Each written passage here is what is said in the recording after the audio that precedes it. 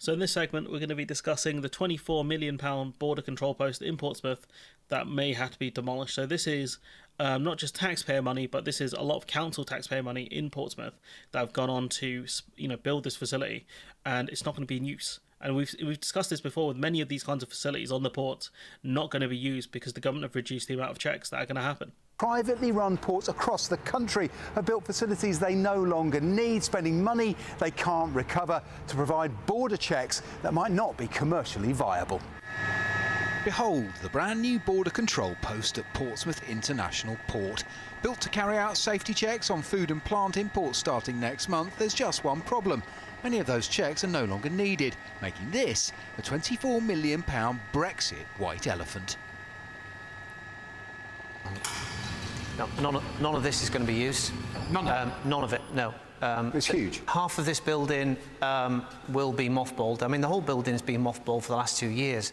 Owned by Portsmouth So mothballed means just not used at all. City Council, the port put in £7 million of council taxpayers' money to meet government specifications set out 3 years ago that have changed 5 times since.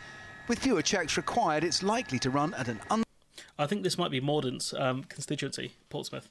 The thing is, that imagine you're a council taxpayer in this area. Can we get better services? No. Can we get social housing? No. Can we get things like libraries open maybe a bit longer? No.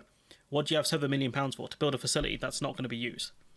Could you imagine living in this city, in Portsmouth, thinking, right, my council taxpayers' money is going to a facility that will never be used? unsustainable loss, meaning the cheapest option may be to knock it down. Fewer border checks should be good news for importers, but delays and indecision have come at a cost.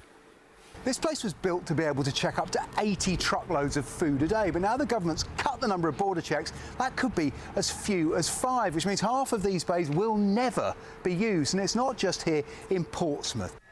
The largest new border control post has been built at Sevington, 20 miles inland from Dover.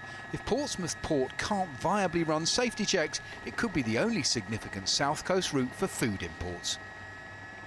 We just can't afford to keep port health people here all day, every day, to do those examinations. Then everything will have to come through Dover.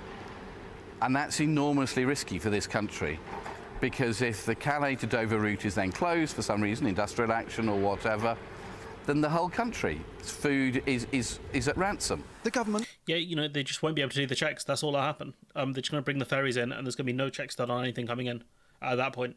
Says it spent £200 million on new border posts, and ports are free to use spare capacity as they wish. Portsmouth Council would prefer its money back. And there was a court case, there is still an ongoing court case where some of the councils and the ports are trying to claw the money back. But, as kind of Dr. Anna Jowazeska points out, having 8% of consignments going via Dover is risky. I feel like this issue might come up in a few years, and I agree. I think if there's any kind of issue with the Dover-Calais crossing, which, depending on what the government kind of does, you never know. French industrial action is always a scare, but I don't think that's ever caused any major disruption on that trade route, because it's mainly on their side anyways. But if there's an issue on our end, and they have to use other ports, they will not be ready to do the amount of checks they will have to do. They will not have the staff ready. And at that point, I can imagine we're just green light, everything just comes in, and you're risking a lot of animal-based diseases, amongst other things. But anyways, I'm going to leave it there. Let me know what you think in the comments below. Like, comment, share, subscribe. Support the channel on Patreon if you can.